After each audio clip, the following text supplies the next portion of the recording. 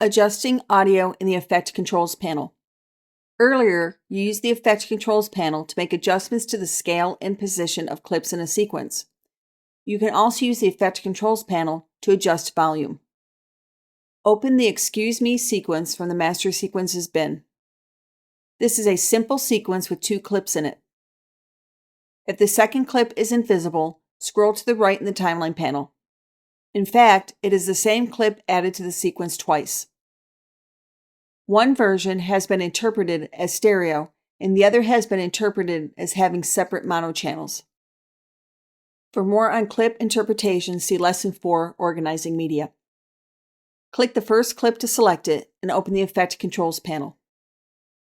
In the Effect Controls panel, expand the volume, channel volume, and panner controls. Each control gives appropriate options for the type of audio you have selected. Volume adjusts the combined volume of all the audio channels in the selected clip. Channel volume allows you to adjust the audio level for individual channels in the selected clip. Panner gives you overall stereo left-right output balance control for the selected clip. The keyframe toggle stopwatch icon is automatically enabled in blue for all the audio controls, so every change you make adds a keyframe. However, if you add just one keyframe to a setting and use it to apply an adjustment, the adjustment will apply to the whole clip. Position the timeline playhead somewhere over the first clip where you would like to add a keyframe. It doesn't make too much difference where you choose if you intend to make only one adjustment. Click the Timeline Display Settings menu and make sure Show Audio Keyframes is selected.